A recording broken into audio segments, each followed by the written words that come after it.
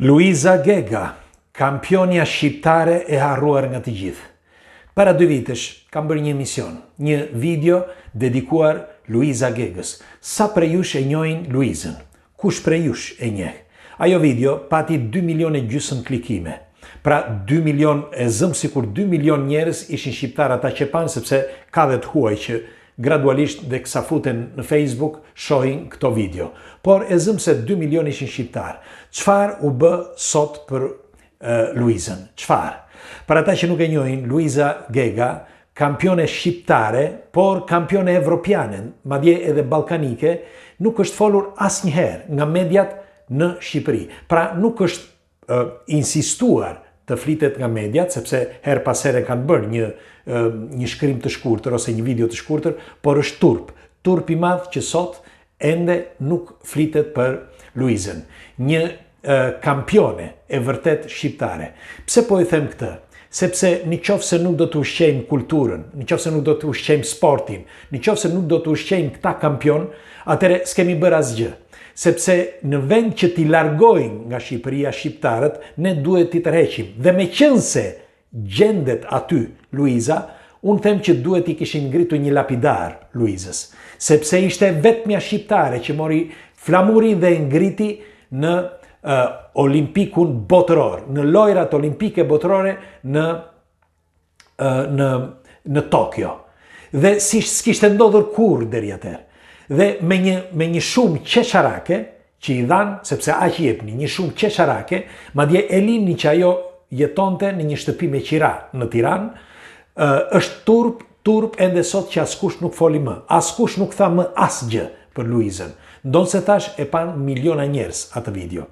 Luiza Gega, për ata që nuk e njohin, jo vetëm që është një atlete, por është një vajzë e përkryer. Nuk ka ngritur asnjëherë zëri, nuk ka thënë as gjysmë fjale, madje edhe pas asaj videoje që ka patur kritika nga shumë njerëz kundrejt shtetit, askush nuk bëri asgjë dhe ajo nuk foli fare. Dhe Luiza ka lindur në Dibër në vitin 1988 dhe ajo në vitin 2011 deri në vitin 2024 ka korrur suksese pafund. Unë kam shkruar disa këtu sepse nuk i mbaj mend të gjitha. Për shembull, në vitin 2011 ajo mori pjesë në disa gara, por në gara balkanike, në gara evropiane etj. Fitoi rekorde në 800 metra.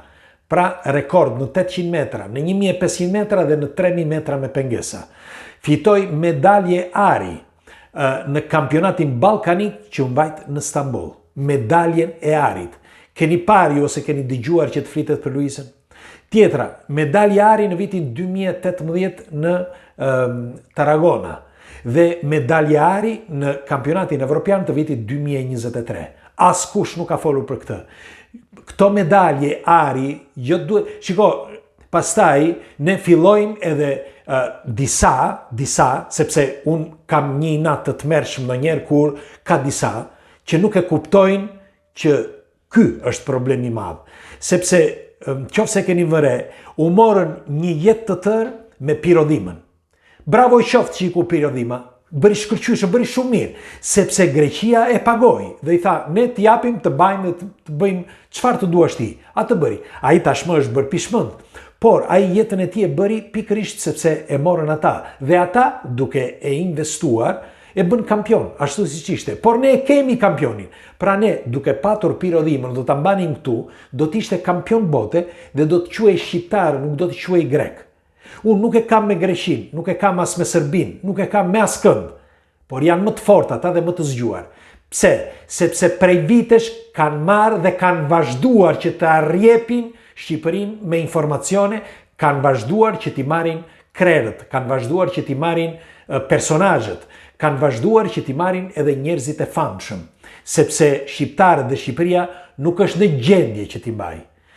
Në qoftë se do të mblidheshin të gjithë këta për shembull, unë nuk po flas për vete, po të gjithë ata që kanë ikur jashtë, unë them se do të kishin ndryshuar shumë gjëra. Pra, qeveria në radhë të parë duhet t'jap prioritet pikërisht këtyre hibridëve, mund të them, sepse janë të veçantë.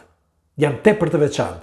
Dhe siç u thash dhe më përpara, acarrohem ndonjëherë kur një pjesë e madhe e njerëzve merren me pirodhimën. Ja pra ku e keni. E keni është shqiptare. Dhe mos kujtoni, sepse u informova dhe lexova disa komente, disa në ato kohë, kur bëm videon, dhe po thoshja që në për komente dikush thoshte që i kishin ofruar dhe para nga vende të tjera, pra nga shtete të tjera, dhe Luiza nuk shkoi as gjikundi. Unë jam i asaj ide që ajo duhet kishte ikur me kohë, sepse këtu duhet ngacmohet pastaj karakteri dhe artëdashësia apo nacionalizmi i një shqiptari. Dhe do të shikojmë se si do bënin. Nuk do bënin asgjë. Askush nuk bën asgjë. Pra është e kotë që unë të flas këtu, sepse kot më kot ndonjëherë flasim për shqiptar, sepse Shqipëria dhe shqiptarët, kryesisht qeveria, nuk bën asgjë. Shikoni, është qesharake, jo vetëm pagesa që jepnin Luizës, por është qesharake edhe ajo kur ajo jetonte vetëm me qira. Pra me qira, me fjalë, jetonte në shtëpi me qira dhe vetëm me atë pagesë qesharake që kishte. Dhe ato dieta të vogla që jepnin kur ikte, ajo i kursente.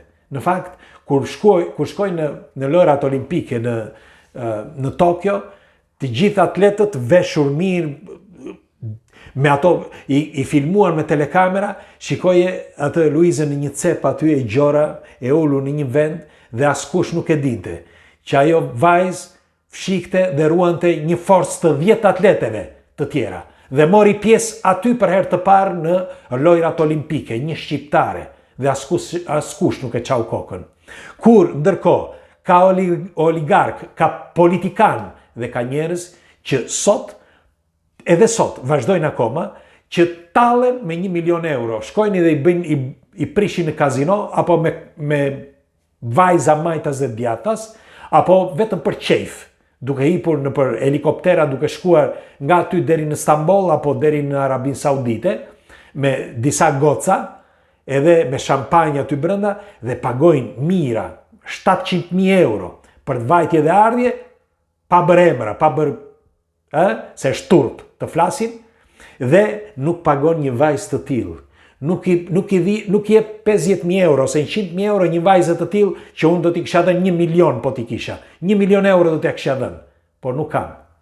Sepse po të kisha aq para, unë nuk do lodhesha. Nuk do lodhes, kisha pse i bëja videot. Por në fshehtësisht do i thosha hajde këtu dhe ja ku i ke. Jo vetëm asaj, por kujdo shqiptari që është i aftë dhe është i suksesshëm. Tani, më thoni sa prej jush e njohin Luizën dhe kush ka dëgjuar që të flitet pasi fola unë për Luizën në rrjetet sociale ose nga shteti. Më thoni një program televiziv, që të jeti fort po flas. Jo kështu, Luiza fitoi kampionatin evropian, dolje para, kaq. Dhe në një lajm të shkurtër kështu, dhe pastaj tregojnë në këto që janë, nuk dua të bëj emra, programesh që njëra është veshur me fustan, tjetra është veshur me pantallona, por i duke i pak ajo pjesa mbrapa, dhe aty një artikull të gjatë, të detajuar. Është turp i madh, është turp. Ose e bëjnë qëllimisht që ndonjëherë kur flasim për argumentat të tilla që gjoja janë patriot, dhe nga ana tjetër gjoja janë kundra pirodhimës apo të tjerë, ose e bëjnë për të dukur, ose e bëjnë thjesht për sport. Me një fjalë, thjesht të flasim diçka. Do të dëshiroja një komentin tuaj çfarë mendimi keni për Luiza Gegën dhe për këtë diskutim që thash kanë kaluar 2 vjet dhe askush nuk bëri asgjë. Ndonse Luiza, me sa kuptova, është tërhequr dal nga dal. Megjithatë pres komentet tuaja dhe natën e mirë Shqipe dhe shpërndajeni këto informacione. Faleminderit që jemi për bashkë.